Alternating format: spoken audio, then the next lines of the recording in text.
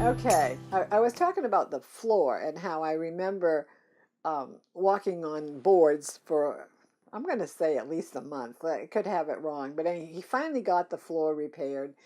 Some of the beams under the house were rotten and he had to change them. And um, he was quite fussy about the work that he did. Nowadays, right? Exactly. So it was all like Flooring pine was boards pine boards, yes, that he yes. probably had to cut and mill himself. No, No. I think he bought them. But I do, Carve them with a knife. I do remember my grandfather coming over and the two of them going out in the woods and chopping down trees or sawing down trees where they used the two-man saw and grandpa Yeah. would be on one side and daddy would be on the other. I also remember not having electricity, and we didn't have it until I was 5 or 6 years old. I remember the smell from the kerosene stoves and the kerosene lanterns. They had their own unique smell.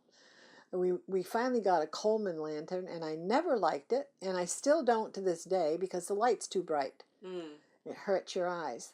And you couldn't touch the inside because if you touch the wick, it would disintegrate. And of course, you tell Sally not to do something, and she would do it. Are you talking like what we take camping? You know, where it's Uh-huh, pressurized. uh-huh. You had them back Yeah, then. we had Something one. like it. Yeah. So, as far as my brothers being born, I don't really remember Lenny or being born. I remember the twins because we got farmed out. We stayed with family members when Mom was in the hospital, and Did she know ahead of time she was having twins? well, they didn't do any X-rays or Ultrasounds. ultrasounds or anything, but the doctor was quite sure that he heard two heartbeats. They were born premature too, but not to the point of needing an incubator. And I remember when they came home from the hospital, I remember stopping at my grandparents' house and showing them the babies. So it was Shirley, Lenny, But it's Pete and Paul that I and Paul, remember, and then and Jimmy. then Jimmy. Um, there was Jimmy didn't come along till a while later, right? yeah, he was, I forget how many years, let's say 6 years younger than the other kids. Um, I remember for a while my cousin Nancy came and stayed with us, and I can remember my mom had, And that's Nancy Vance on Facebook, right? right, Yeah. Mom had high chairs for everybody. Where they ever came from, I don't know. But she'd tie them in there with an old diaper. They Old didn't, cloth diaper. yeah, they didn't have safety harnesses back then for kids. And then, so she'd make a huge bowl of pablum, and she'd feed Pete, Paul, Nancy. Same spoon, same bowl. Now, what's pablum? Oh, it's baby cereal. Okay. Kind of a form of oatmeal. With extra stuff added Yeah, to it, she maybe? probably put Karo syrup in it because, To make it sweet. yeah, Mom never nursed any of her babies. Oh, really? No, she went to formula immediately, and formula back then was canned milk, Karo syrup, and water. Really? Yeah, yeah. Huh. Now, Nancy is your cousin on what side? Mom's side, Okay. Auntie Berta's daughter. I remember when we got electricity, and that was when Auntie Bert was married to Bob, and they came from outside of Boston where they lived, and Bob put up the electric poles and strung the wire Himself? all the way down to our house. Yeah, they I remember those poles. They had it's not kerosene, it's something else, preservative on them that to keep them from rotting when they put them in the ground. And I don't think they're still there, but they might be.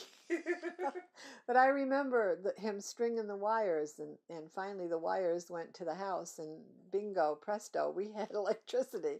Wow. And probably one of the last people to get it. The reason being that the town line from Greenville, where we lived, to New Ipswich involved a different source of electricity, and so they had to get special permission to tap into that line. Plus, they refused to put them in.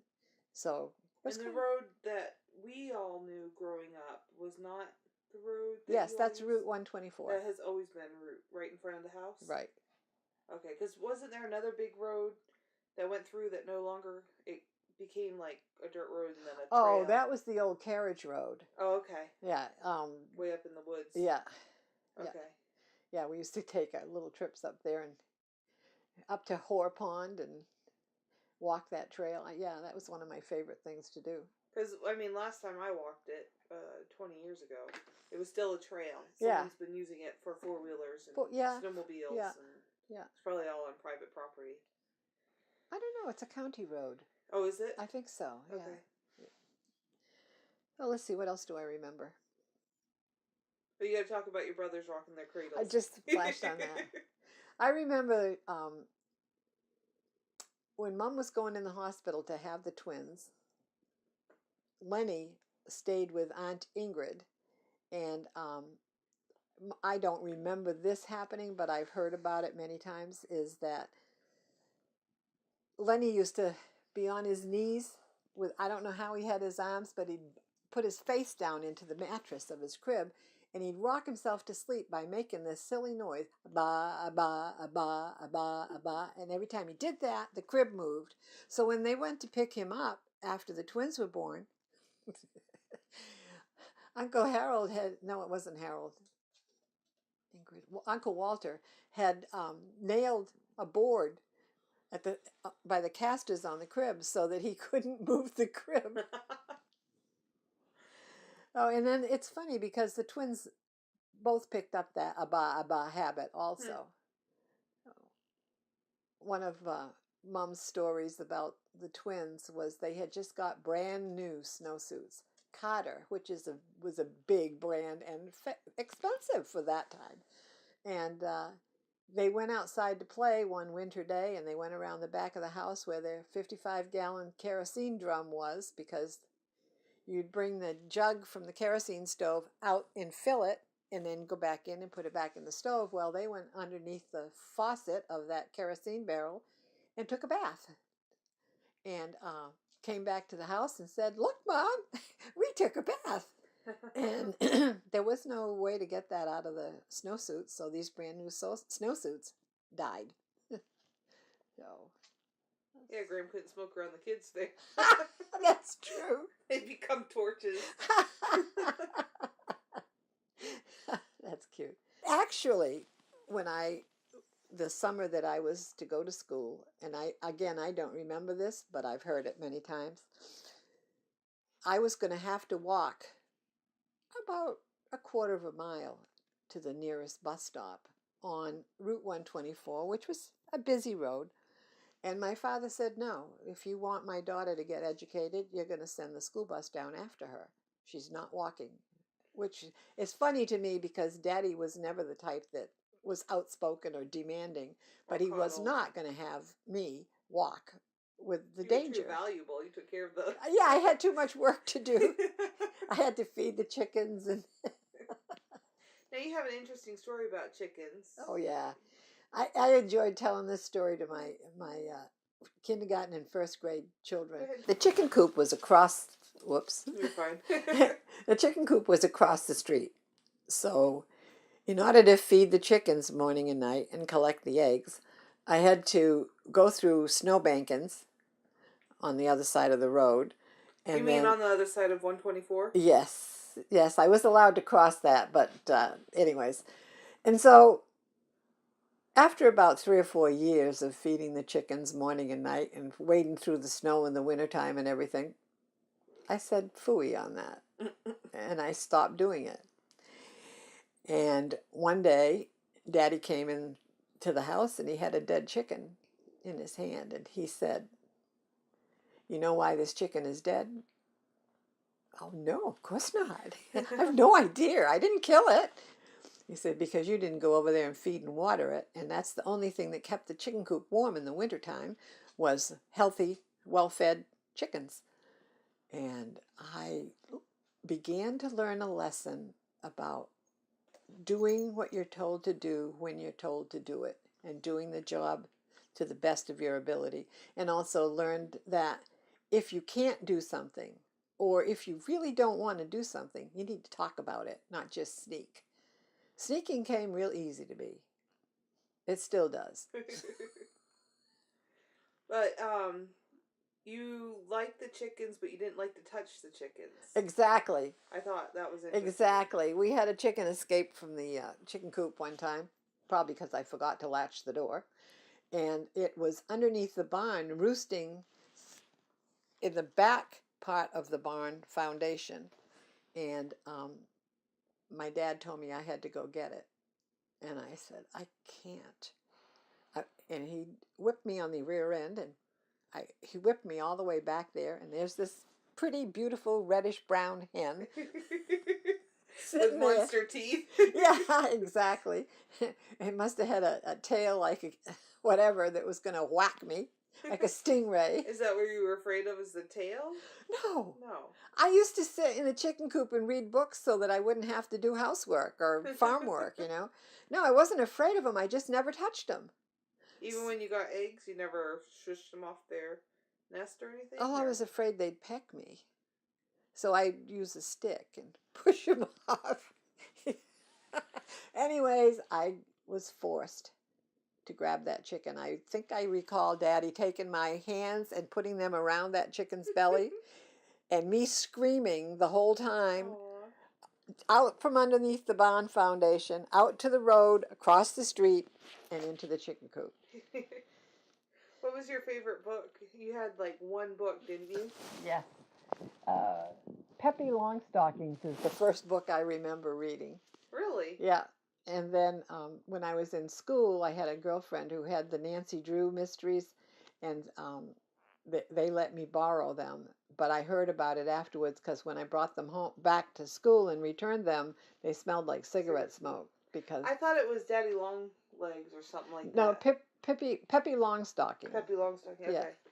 That was the first book. I got it as a Christmas gift, and I probably read that book 20 times or more. But you guys didn't have 20 dresses, 20 pairs of underwear, 20 socks. No. Oh, I lost my socks. Mommy, go buy me some new ones. Yeah.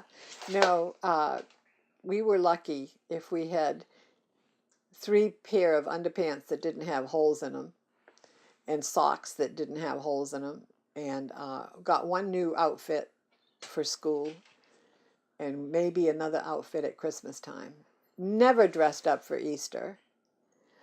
Never dressed up for fancy family reunions or any of that stuff. It was, we would visit the family. I remember, going to different aunts' houses and stuff. But it was never a festive occasion where you dress up, It wasn't special. It was, this is what we do. Yeah. And you wore dresses. You didn't wear pants. Or did you wear pants? I wore pants. We wore jeans, very loose denims around the house. I mean, I know I did. My sister did. Because it's hard to do manual labor and be dressed like a lady. But my mom didn't wear pants until, golly, she always had a house dress. It was just the thing. A house dress with an apron. And I never saw my Nana in pants. Absolutely never. She always, and she was a solidly large woman. She wasn't fat, but she was solid. And she would pin the bib of her apron to her house dress. And she always wore pantyhose. Well, stockings with garters. Oh, wow. Yeah. She never wore socks or bare legs. Huh. I remember my brothers had tapped the maple trees in the spring one year, and Nana lived in a little house on Dad's property nearby, and she would come over and she saw that the sap bucket was running over as she walked by it, so she came in and put on a pair of Daddy's boots. And this I didn't see because I was in school. And she gathered the sap, and when everybody came home, she was boiling it on the stove, just like you're supposed to do, because we boiled sap in the house. We didn't have a sap house. We only did it for our own pleasure, enjoyment. When Nana moved in with us, it was because my grandfather had another woman, and he left her. And so my parents kind of took her in, and they bought a little building that actually had belonged to Murdo's gas station, or Murdo bottled gas or whatever. And it had no plumbing. It had, therefore, no toilet. And Nana used a thunder jug, which is a pea pot. And so she would come over in the morning, and she'd have the pea pot in one hand, and she'd be walking across the kitchen, and she'd pass gas every step. And my mother would be sitting in her rocking chair drinking her first or second cup of coffee, and she would be roaring in absolute laughter. And I'll tell you, I don't think any of my brothers can hear somebody fart without laughing, because it's just one of those things we always You learned did. from Graham, huh? Yeah, it just was part of the family routine. I remember going to school, and we had bathrooms sort of like outhouses down in the school basement. So when you had to go to the toilet, you'd say, "Can I go to the basement?" And when we finally got indoor plumbing at school, I remember listening to pee-pee as it hit the water and thinking, everybody in this whole building must be hearing me pee right now. And so I used to put my fingers down there so that the stream would be broken up. It wouldn't be such a loud noise.